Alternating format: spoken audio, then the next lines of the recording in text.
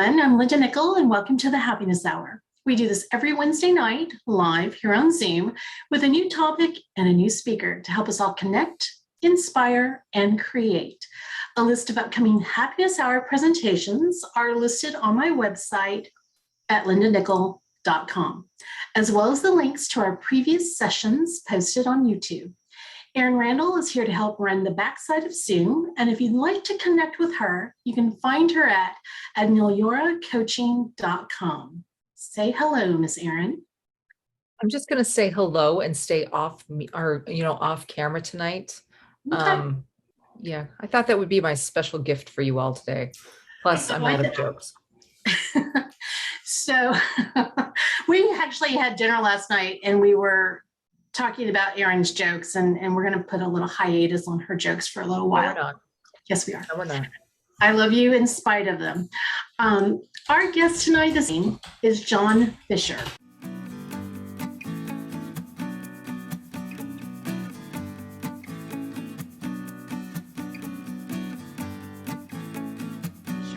Who is joining us from North Texas. Jon is a nature and landscape photographer who travels to some of the most iconic locations in our national parks, and he spends an equal amount of time looking for gems on those less familiar back roads around the country. Jon is a bit of a perfectionist, so he knows how to get it right in the camera, but he applies an artist's touch to fully develop his final images, which kind of makes sense because his mission statement on his website says, "Where nature and art meet," and it perfectly defines the work he is doing. Tonight, Jon joins us to present From Stars to Storms, Capturing the Beauty of Texas Skies. In this session, Jon will share a collection of Texas images to inspire your next adventure, along with tips and tricks for both in the field and post-processing.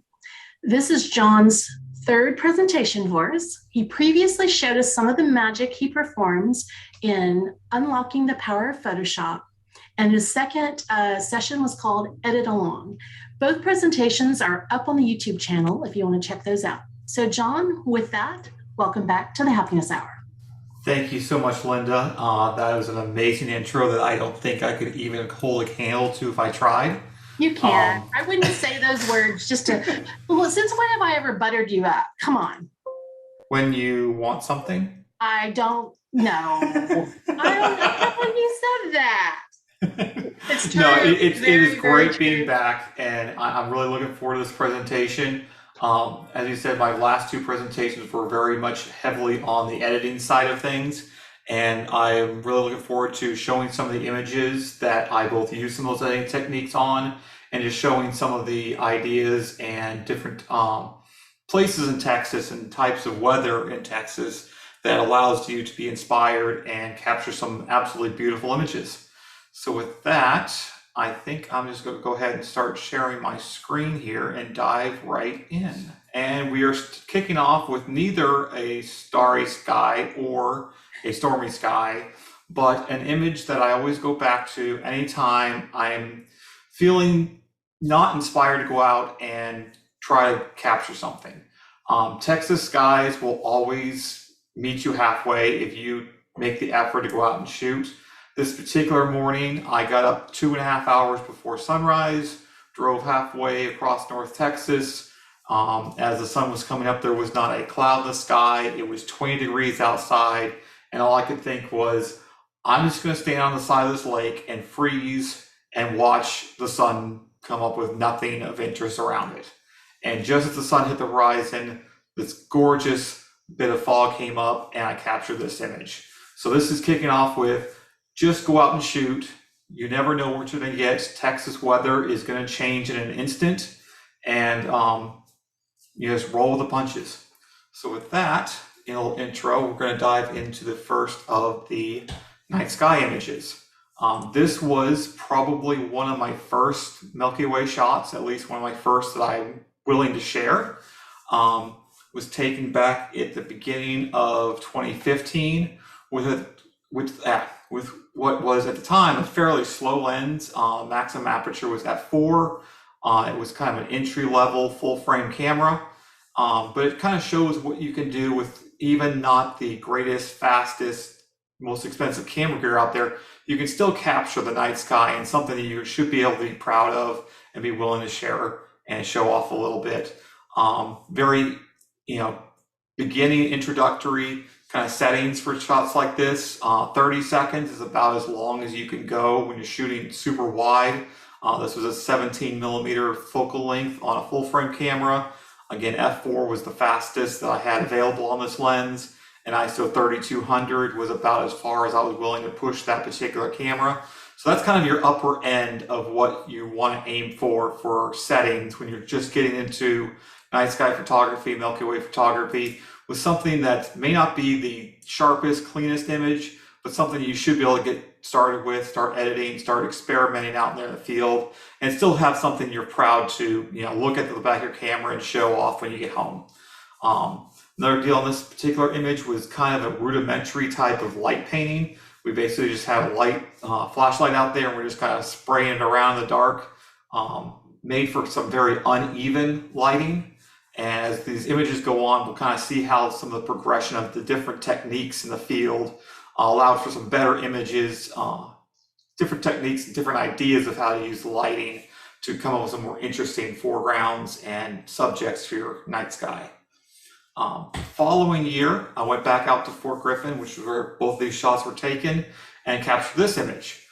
This time with a faster lens. This was a 24 millimeter and opened up all the way up to an f1.4 aperture. So a lot more light comes in. So I was able to reduce the exposure time a little bit, and also reduce that ISO quite a bit, and still get a lot more stars in the sky.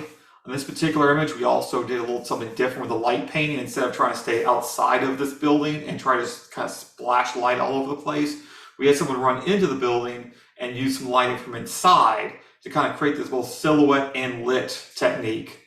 That kind of, the warm colors in the foreground then contrast with the blues and kind of cool colors in the sky. But you also have that kind of similar kind of contrast of the darkness and the light that the Milky Way then kind of mimics in the sky above. So that's what I kind of liked about this image, of both contrast and similarities that we were able to create out there in the night sky. So those two first images gone, you thinking, okay, great, I want to go out and shoot the night sky. I want to go try this experiment with this. Where do you start? Well, the best thing you can do is find some really, really dark skies. And in Texas, it doesn't get much darker than Big Bend, and it doesn't get much easier than pulling off the side of the road, aiming your camera at the horizon along the Chisos Basin, and wait for that Milky Way to come up above the horizon and shoot an image like this.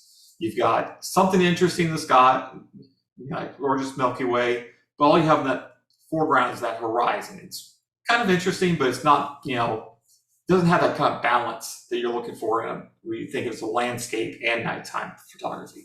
But this is a really great place to start, and also shows a little bit of a progression of additional more settings you can do as you're getting more into it. I was able to reduce the shutter speed down to 13 seconds and then bring that ISO back up to 3200.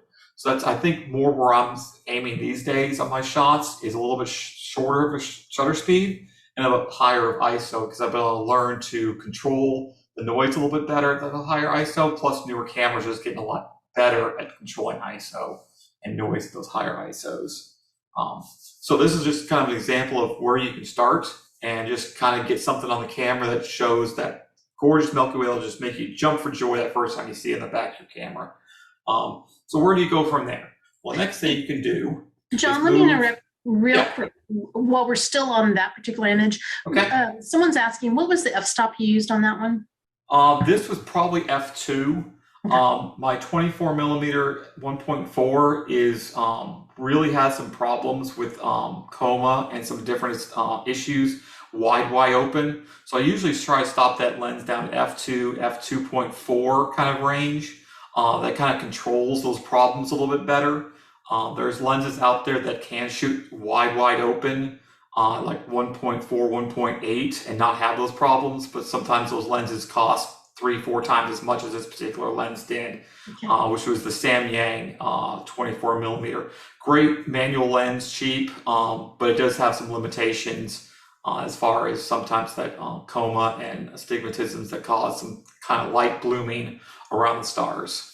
Okay, thank you. I'm sorry to interrupt, but No, not a problem, not a easier problem at all. to get it now. Yeah, any of these images that doesn't show the f-stop up in the corner is probably with that 24 millimeter, and most of those will be around an f2 focal f-stop.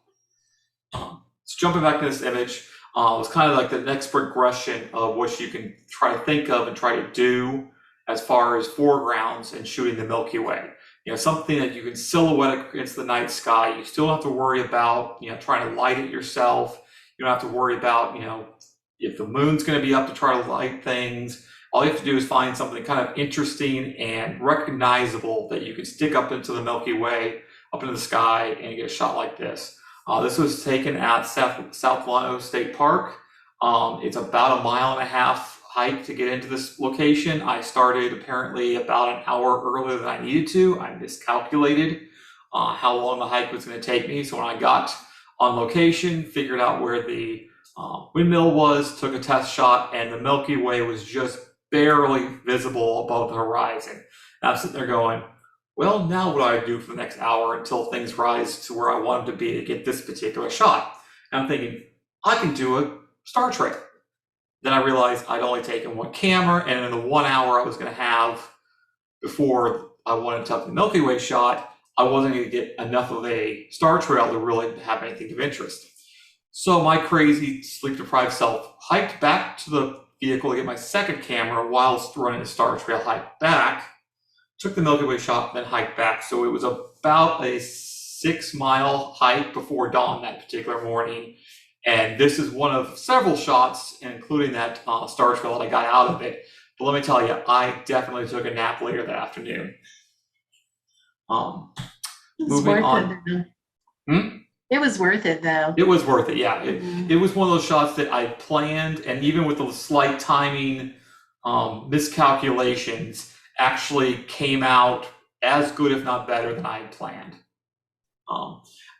Equally, this particular shot was also one that I planned out and came out better than I had planned. This is an example of what you can do when you have a little bit of moonlight in the frame. Some people like doing blue hour blends where you take the foreground shots just before sunset, just after sunset kind of time frame where you still have some sunlight light in the frame. But this particular shot was actually shot in the dark, but with about a 10, 15, 20% illuminated moon, which makes an extremely soft box of light across the scene. And while you can barely see, and you probably still won't be able to get your camera to autofocus, you can get in 20, 30-second exposures enough light to really light up the foreground scene, as long as the wind isn't blowing around and moving everything around like these blue bonnets. But with that 20% moon, you still have enough darkness in the sky that you can actually get your Milky Way still with a lot of detail and a lot of contrast in it.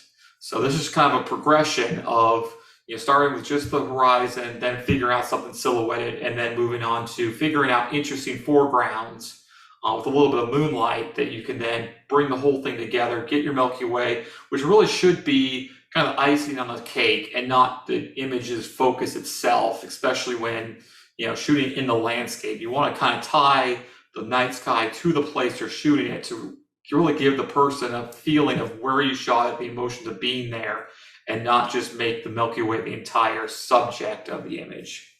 Kind of another quick progression of the same kind of thought process here is 3 images of basically the same subject, also out at Fort Griffin. This particular wagon's not always out there, but I was able to be out there a couple times in the same year where it was there about the same location. It kind of shows the same subject in these next 3 images with different types of lighting.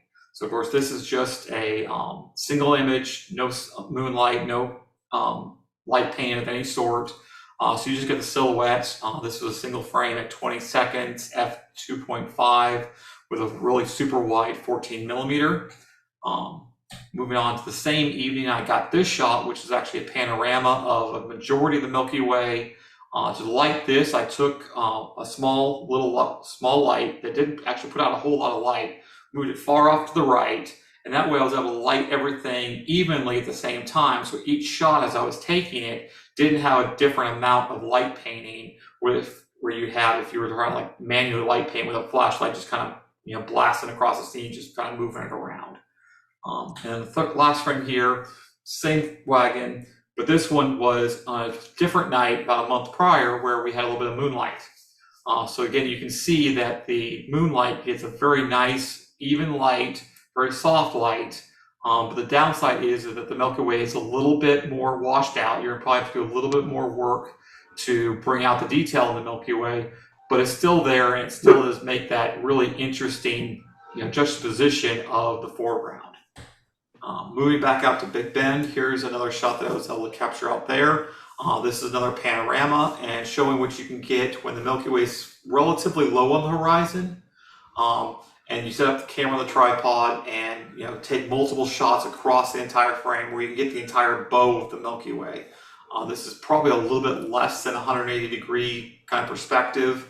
That particular time of the year, the Milky Way, end to end is probably covering maybe 120 degrees of the horizon.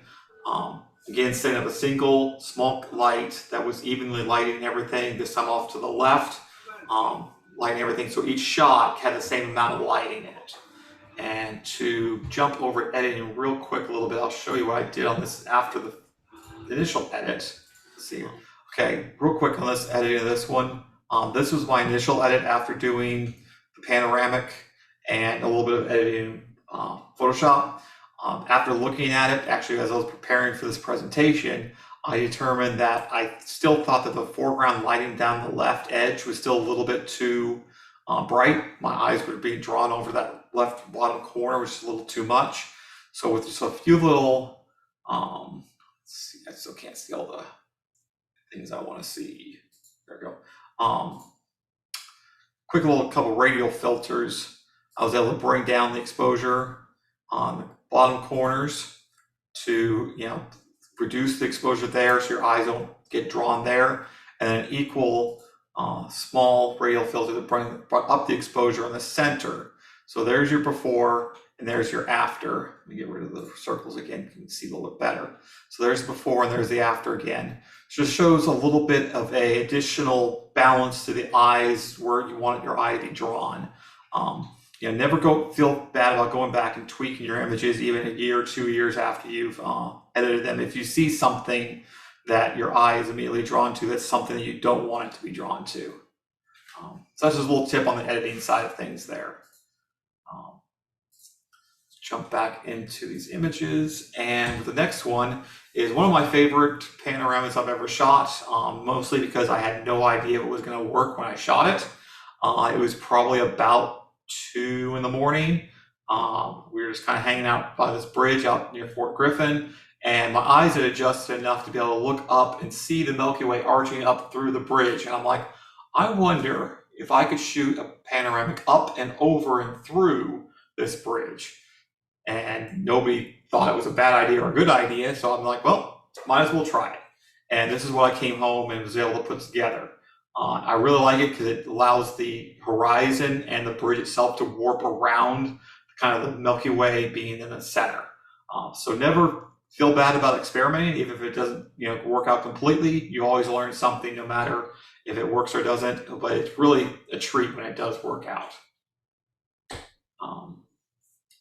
The core of the Milky Way is what we've been mostly looking at so far in these initial 11 photos. But don't ignore the outer rims of the Milky Way. Most of the time when we're shooting the Milky Way, we're aiming to the south, southeast to get the Milky Way core. But specific times of the year, you actually don't be able to see the Milky Way, the core of the Milky Way, because it never rises above the horizon here in the northern hemisphere. September, October is kind of the end of our Milky Way season. We don't really get back into where we can see the core until April, late March kind of time frame. But other times of the year or other locations where you don't have a good view to that southeastern location, don't discount shooting the outer edges of the Milky Way. You can still get a lot of stars and still have enough detail and interest in the sky to get something that's worth shooting. This particular shot was more to the north. I didn't feel like trying to do a composite because trying to mask around those little bit of edges of that bridge was going to be a nightmare. So I just shot what I had there and was happy with this particular shot. And the Milky Way itself is not the only thing in the night sky that you can shoot. Several times of the year, you have the meteor showers that show up in different parts of the sky. This particular one was, thankfully, we were able to get both the Milky Way and a majority of the meteors coming through kind of in the same portion of the sky. On this particular part of the night, the Milky Way had moved far enough into the sky to actually be beyond horizontal and actually lean back over towards more the south-southwest, and we're able to get the meteors coming through with this particular foreground. A lot of planning goes into particular shots like this. That's kind of what's interesting about the night sky side of photography, is you actually get a lot of time to plan. The stars, while they move faster than sometimes you think, they aren't moving at the pace of a storm or other things that kind of make you take split-second decision type of shots. So I was able to plan this out, kind of get an idea of where the Milky Way was going to be, where the meteors were going to be in the sky, and was able to get this composite of some of the best meteors that particular night.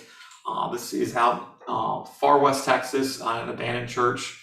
I got out there, I thought I was going to be by myself, and like 6 other photographers were already out there. Thankfully, we all worked really well together, and everybody had a great time. But one of those things, you think you had a kind of a unique idea, guarantee somebody's already had that idea and probably planned it better than you did. Jon, do you remember about how many shots that you used to create that image? There's probably 1 shot per meteor plus 1 for the background. Okay.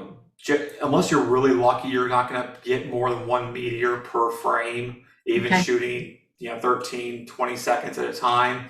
I had several cameras out that night aiming in the same general direction, using the same focal length, kind of cover 90 degrees kind of distance. And I took the best of those shots and layered them in, and the best kind of general orientation of where they would have been in the sky for this final image. So it's not a perfect representation of where they actually were, but it's kind of an artist's limited movement of things, I would say. Yeah, no, it's a cool shot. Yeah. I've seen really cool shots of people were doing multiple cameras and actually getting 180 degrees and actually got all the meteors in their location. It's actually able to hundreds upon hundreds upon hundreds of images to show exactly, and you could actually kind of see where all those meteors were originating in the sky, because the field of view was just so huge. It was like this circle of meteors from one part of the sky. It's really kind of cool technique, but that takes far more planning than I have willingness to do at this point. So we'll go through these next couple kind of quick. These are ideas about star trails. This is kind of your general star trail aiming kind of north.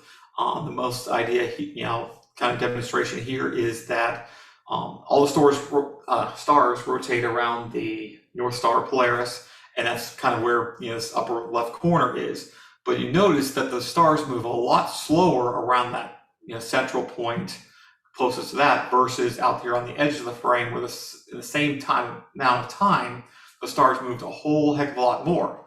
So taking that idea, and say you want to do a star trail, but you only have 45 minutes, an hour, instead of shooting a super wide angle star trail towards the north, where you're not going to get a whole lot of movement, if you either shoot a longer focal length where you're zoomed in on some of these stars where the same amount of time that star is going to move through your frame a lot further, or moving to either an easterly or a westerly direction, you can get a shot like this in approximately the same amount of time. This particular shot took 3 different trips out to Fort Griffin to get. The first time I went out there, my very first trip, I tried shooting this particular idea. Everybody else was aimed to the north, trying to get the circular motion. I just tried to do something completely different. But the SD card I had only had 46 shots left in it. And at 30 seconds a shot, I only got 23 minutes of movement.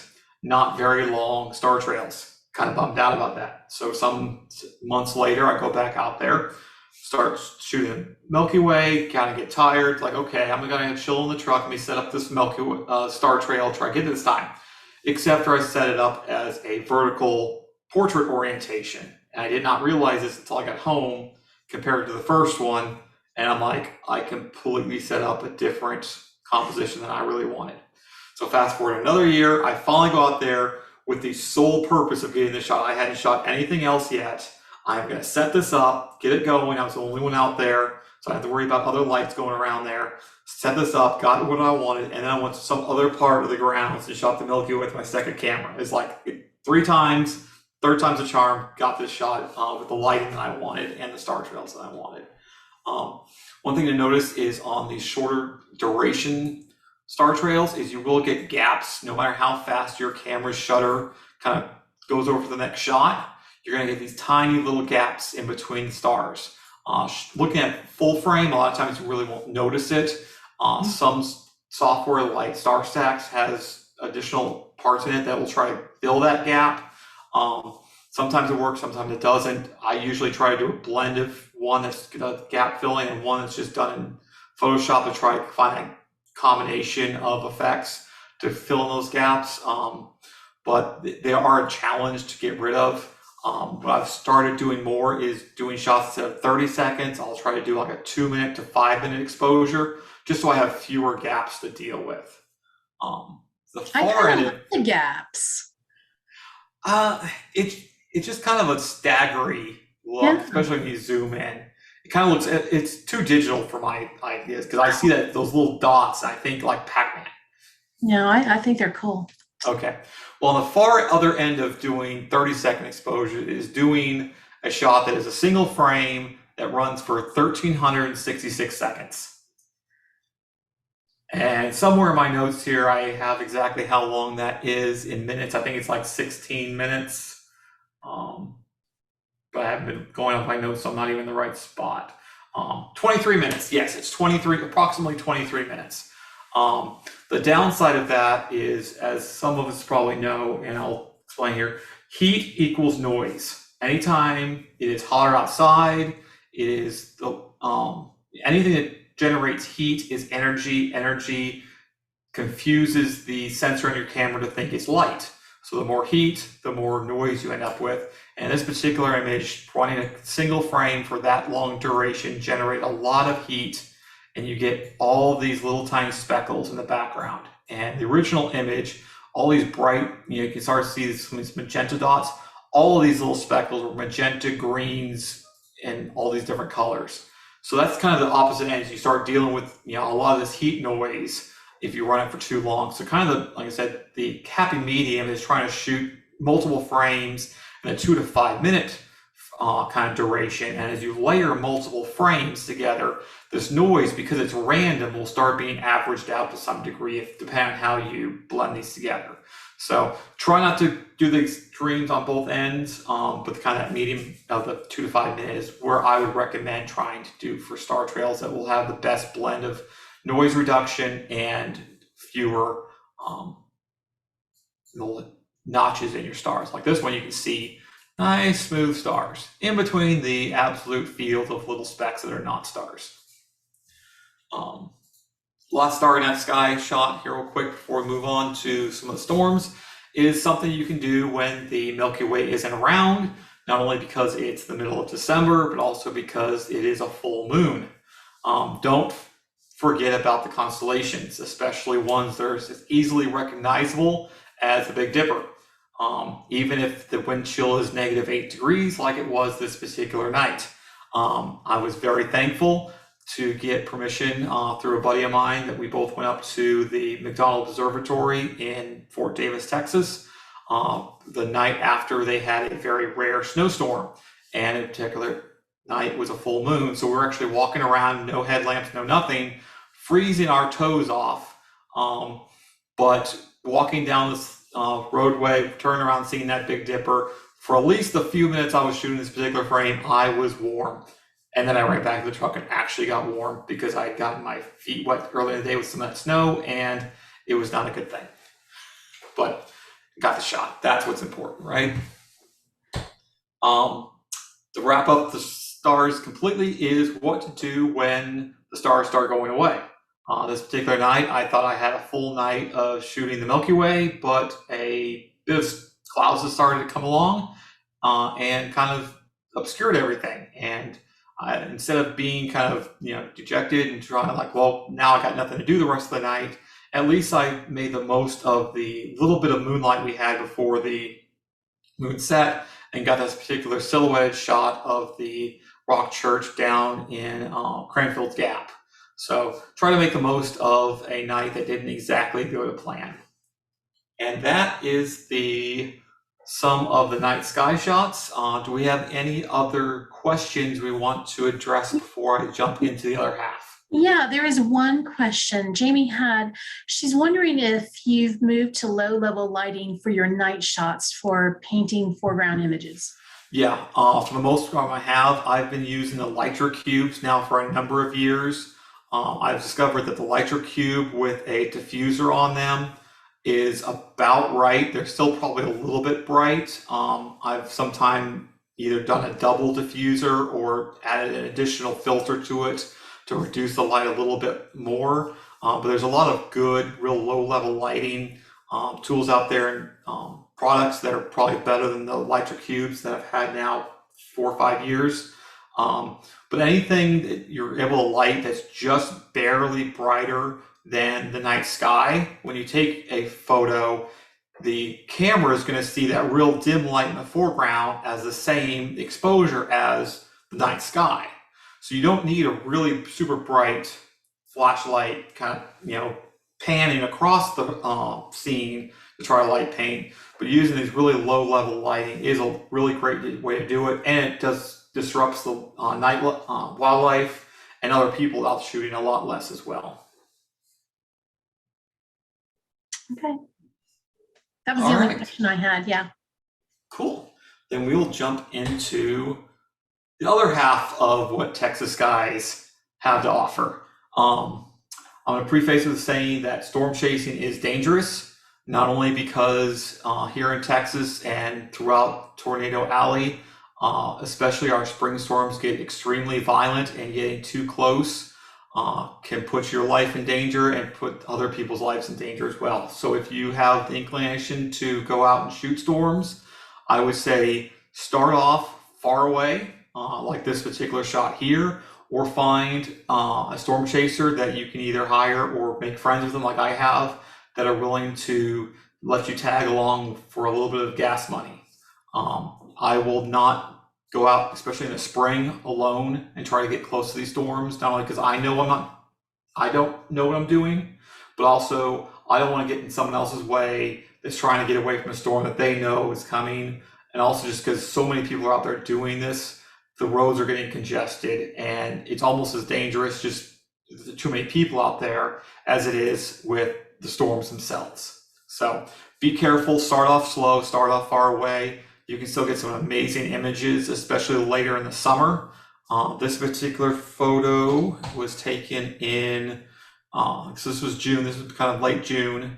More of our summer storms, kind of late afternoon storms that kind of billow up, they're not nearly as tornadic, they're not nearly as severe, but they still make these really gorgeous anvil structures. So if you get a storm that's kind of isolated out by itself and you get a vantage point, this is the kind of image you can have, with the storm still miles and miles away from you. This particular one, I decided to edit in black and white just to let the storm structure itself kind of speak, and the real dramatic elements of that photo kind of stand out on its own without the color. The flip side of using no color is to let sunset do the color for you. This was actually shot from almost the exact same location as the first shot. It's a local lake up here in North Texas by me, a little park that just kind of drove down to the edge of the lake. And this particular night, I got this great structure. It was also that big anvil structure to it that the first shot had. But what really drew me in was this kind of this fingerling cloud that was kind of forming out in front of this particular part of the storm. I really liked the kind of juxtaposition between the real calm lake, very calm summer, peaceful, serene in front, and then this just massive storm above it. And then the color, of course, of the sunset painting everything in this gorgeous warm light. Again, you can get shots like this from, miles and miles away from where the actual storm is. And so it creates some very dramatic images. This one and the one previously, both were shot with my 24-105, kind of in that 85, 60 kind of focal length. And the great thing about also being far away is you got a lot more time to think and take in the shots.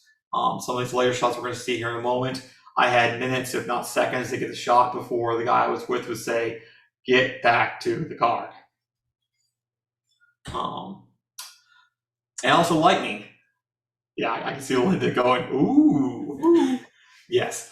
This particular shot was taken on a night that I thought I was going to be out shooting Milky Way.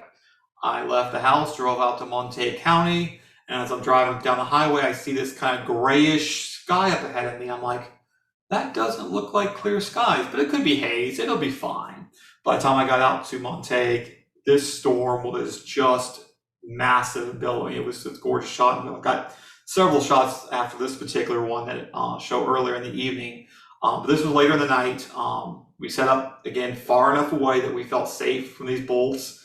Lightning bolts can land miles away from the edge of a thunderstorm. So definitely something to be aware of, not only which direction the storm is moving, but how far away from these storms you are, so you can get shots where you feel safe and just be able to take in the light show themselves. This particular shot probably is a composite of 3 to 4 different frames blended together in Photoshop. The easiest way to blend these, again, similar to like a star trail, is use the lighten mode. Bring them all into Photoshop and just change the blend mode of those additional frames on top to lighten, and a bright lightning will just pop out, and the frame below it that was darker will be hidden. Sometimes the blend doesn't look perfect. You have to go in there and tweak it a little bit, but that's a real quick and easy way to start doing multiple shots of lightning to get one frame like this, where you can kind of get the idea of just how electric that night in particular was. And this was that same storm earlier in the night. This is what I was greeted with when I got out to Montague County. Again, thinking I was going to be shooting the Milky Way. Instead, I got this absolute downpour, downdraft of rain with backlit of the sun as it was setting. Again, this is a shot that I probably wouldn't have gone out looking for myself, but the storm found me, and I was more than happy to skirt around the edge of it the best I can, keep me and my truck out of the wet and the hail, and came up with some really interesting images that evening. Made me not regret not getting any Milky Way that particular night. Again, same night, same storm. This one I really liked because I was able to plan a little bit more, and I really got a ability to find this leading line of the road, but also the play of the warmth and the coolness between the two halves of the frame. Sometimes the storm itself is enough, but it's always a great addition to the photo if you're able to get different types of contrast and warmth, dark, cool, light. Anytime you can play with those multiple types of elements and bring them all together in a single image, you have something that's more interesting and more compelling than the sum of the parts. Again, another storm that decided to find me. I was down in the hill country shooting wildflowers. So time for me to drive home. And then this line of thunderstorms that ranged from like San Antonio to Oklahoma City decided to set itself up directly across every road to get myself home. And as I was trying to wait and find a gap to shoot in between these storms to get home without getting in the middle of this hailstorm, sunset occurred, and I just pulled off the side of the road as the structure was kind of developing in front of us, and was able to get this particular shot. Kind of little storm chases that find you, but I don't mind it, even if I didn't get home until almost midnight that night. I planned to be home at like 5. So this is probably the first image of the set where I was actually out with a storm chaser. A buddy of mine that I've known for a number of years, he let me tag along this particular day, took us out kind of north central Texas, wheat fields, and we were able to find locations where we were able to set up and shoot for a little bit of time without the storm kind of barreling down on top of us. This particular frame, the storm was moving from the left to the right, so we had plenty of time. We knew the storm was moving kind of away from us at this point. We were able to get become a little more creative with our compositions and just pulling off the side of the road and find the first spot that didn't have a whole bunch of telephone poles and trees in front of us. The actual scene when I shot this was a lot darker than this final edit took, but I really wanted to get the light and a little bit of the color in the wheat on both sides, and that warmth to play against the real cool color tones up in the sky. So this is a 4-second exposure, f5.6, ISO 200, again with my super wide angle. So the storm was actually a little bit closer than you probably makes it feel, because that focal length is just so wide, it takes in so much of the storm. But again, it lets you get that leading line into the heart of the storm that I was going for the shot. I'm actually going to scroll down and look at my notes so I'm not forgetting things that I wanted to explain on some of these. I get talking about photos, and I get so interested in telling you what I, that moment, want to talk about, I forget the things I actually planned for. Like this shot. This was, again, another shot that I was out with the storm chaser. We found this small church, had this great little fence line, some fields, and behind it we were able to walk down the fence line, and the farmer in his infinite wisdom decided to plop down some of these hay bales right on the fence line, so I was able to use them right in the foreground. Even with a super wide angle lens, it was able to take in a full scope of the storm. I was still able to get these hay bales in the foreground to kind of give you a grounding for where we were, what the scene is as the storm kind of moves in. I remember this is probably one of the last shots I got before my buddy said, time to get back to the car. And by the time we got back to his vehicle, we had raindrops the size of quarters falling around us. And soon after that, it wasn't just rain, but hail.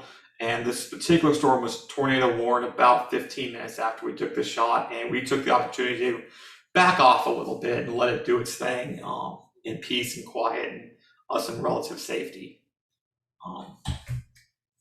Another shot that kind of shows the structure of the storms. Shot that I was, did completely handheld. A lot of these shots, I don't have time to get the tripod out, set up that perfect composition, because by the time, that perfect composition is figured out, the storm's already 5 miles up the road. This particular storm came right up through my neighborhood. This park is literally 2 or 3 miles from my house. I really like it because it shows the contrast and the dynamic range that you sometimes have to deal with when shooting storms. On the left side, you got the super, super dark. I raised the shadows, exposure, quite a bit of editing to get some details on this far left side of the frame. But on the far right, you have an area of sky that is so bright that it is quite nearly blown out. So something to keep in mind if you're out shooting in these kind of times where you got some sky starting to still peek in where there's no clouds, but you still have the core of the storm on the other side if you're up close. Bracketing definitely helps, but sometimes even bracketing, it's really difficult to blend those together where it looks natural, because the sky is just so bright. If you bring it down too much, it looks unnaturally dark compared to that really dark, foreboding sky in other parts of the frame.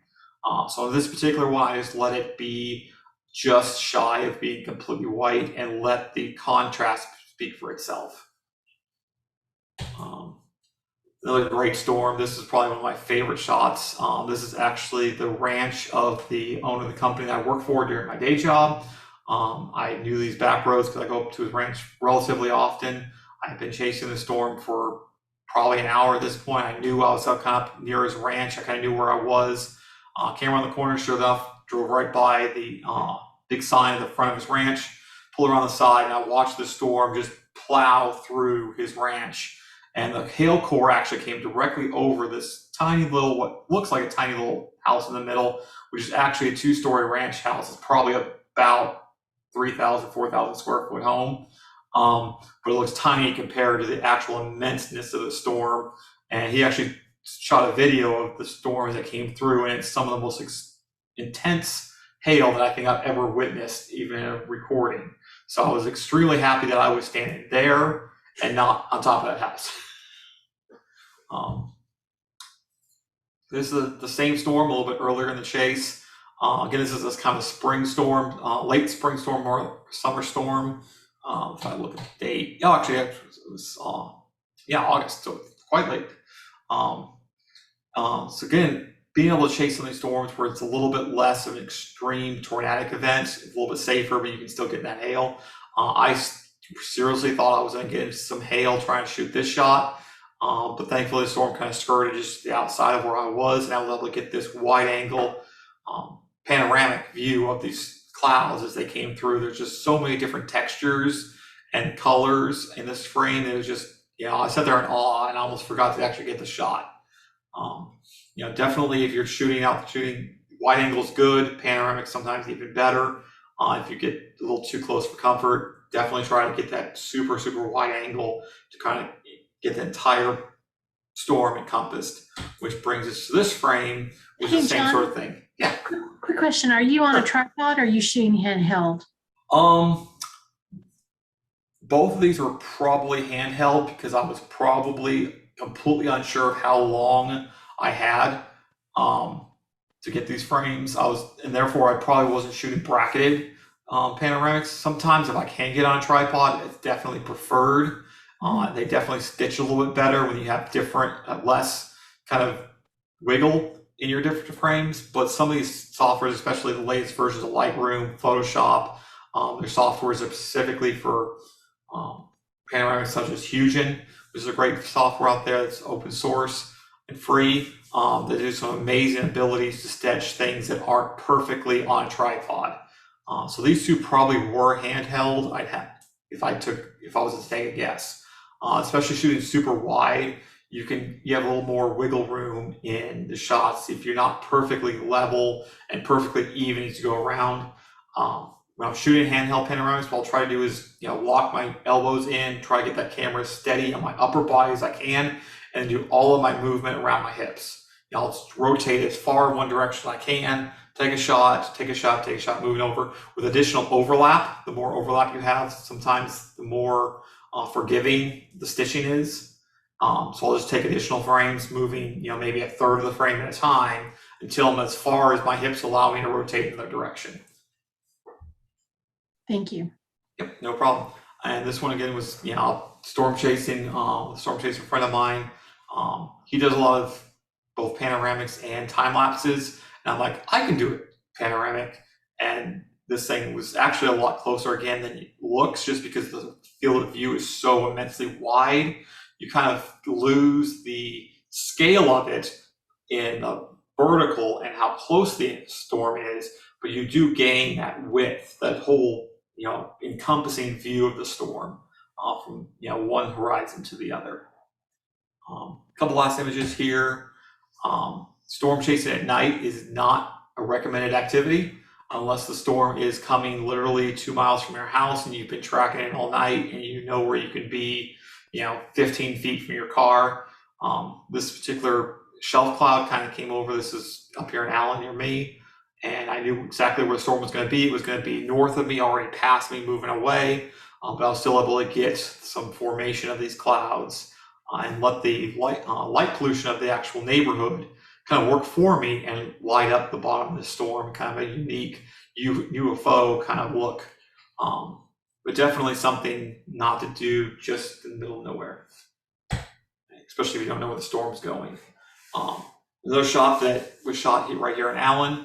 I love this one in particular because a lot of very much more experienced storm chasers, friends of mine, were far out in West Texas, chasing much larger storms, and these modest clouds came through right at sunset. I literally shot this out the window of our old car with whatever lens I had on the camera as I raced out the door, knowing these clouds were starting to move in, and sunset was 10 minutes away. I was sitting in a red light, lowered down the window, got this shot, came home, edited it, and we had this up on the web before even some of my storm chaser friends were home, and they were texting me. It's like, where were you? And I'm like, Alan. And I got a bunch of curse words back. And then wrapping it up, this is kind of bringing us full circle back to after the storms pass. Texas is known not only for its dramatic weather, its clear skies, its dark skies, but also its gorgeous, gorgeous sunrises and sunsets. This particular was a sunset that we captured just as we let the storms kind of move on. The chase was over, and we were greeted and send off of this gorgeous bit of light shining through the clouds just at sunset. That wraps up all of the images I have. Do we have any other questions? I don't see any questions in the chat. So if you guys have any, take a minute and get those in there real quickly for me. I have a question, and it's mostly because I noticed in several of your images, I think there's distortion, whether it's a flagpole or some. Why do you leave that in there? Super wide, if you're shooting super wide lenses and you're aimed up, the distortion is going to be quite extreme. And there's different ways you can correct for that. A lot of times, if you try to correct for it in Lightroom, the way it's going to correct for that, it's going to cut off a lot of the frame. Okay. What you can do is go into like Photoshop and select specific areas of the frame and correct for it. But sometimes I kind of like the extra distortion because it actually adds the sense of immersed, scale of the storm. You don't see everything standing upright, so you're already feeling like you're leaning back and leaning and looking up at this enormous storm, or sometimes the stars. So it's a bit of technical problem solving that I decided I didn't want to do versus the allowing it to be a creative element within the frame. Okay. Let me get you to take down your screen, and I saw a question jump in here, so let me grab it. Where did I see it? It's from Barbara. She wanted to know, how do you decide when to do long exposure and when short and weather shot? Wait a minute, I misread that. Okay. How do you decide when to do long exposure and when short and weather shots? I noticed extreme exposure times in your different images.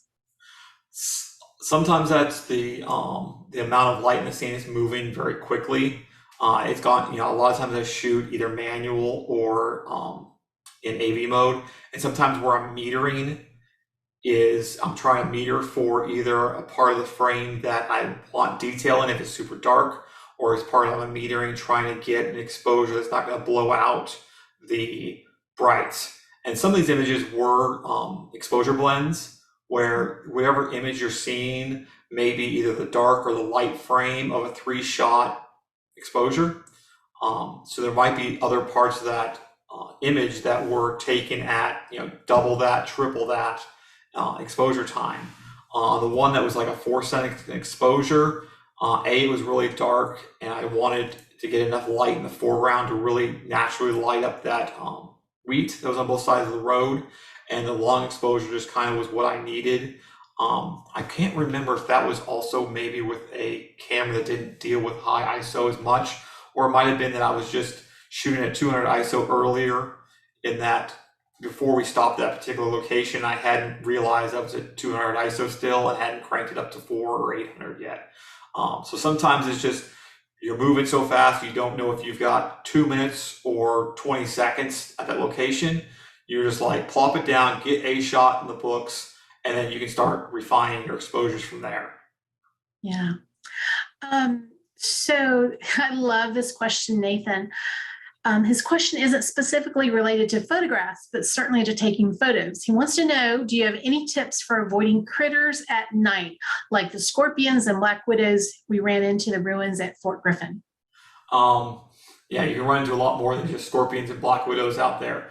I've seen rattlesnakes, I've seen wild boar, I've heard coyotes. That shot of the bridge with the north-facing Milky Way, that particular night we had 4 different packs of coyotes in 4 different directions, all howling and singing to each other.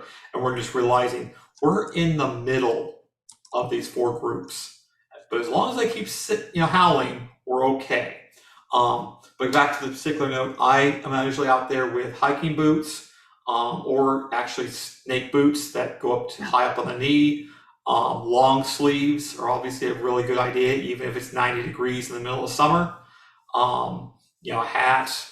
Also, I carry around a ultraviolet flashlight that if I'm going to be in an area that I'm going to be, either stooping down closer to rocks, I'll flash that around, try to make sure that, if I pick up a scorpion, pick up something like that. And just, try not to be in one spot close to the ground for too long, especially in high grass. So Protective gear and just awareness of where you are. I guess comes down to the best things you can do. Yeah. Okay. I don't see any other questions in here. Or you just do what Michael Rung suggested and just let me go first. Well, with the spiders, this is what I've learned is to shoot with people that are taller than you, or taller than me, which doesn't take much, and let them go first. And then secondly, if I'm by myself, I just hold up my tripod a little higher than my head, just so I don't hit it with my face. Jon Fischer, thank you so much for coming and doing yet another wonderful presentation. It's been wonderful. Yeah. Oh, wait a minute. There's one more sneaking in here. There's another question from Jamie. Any safety tips for shooting at night when you're alone? Don't do it, Jamie. Don't do it. Most of the places where I'm going, I would be more afraid of the wild boars or other things than other people. I always do carry a locking knife at least, if not more, when I'm out shooting. Just generally, anytime I'm hiking, I'm always carrying a 3 to 3.5 inch length lock blade. Just for safety, if nothing else, or you never know when you need a tool like that. So just be prepared, and safety in groups if you're concerned. There's lots of people out there like shooting astrophotography. They're as insane and willing to be up in the middle of the night as you are. So find a friend.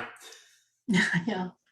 Okay, Jon, I'm going to shut down your session. Is there anything that you want to leave us? Any wise words that you forgot to mention?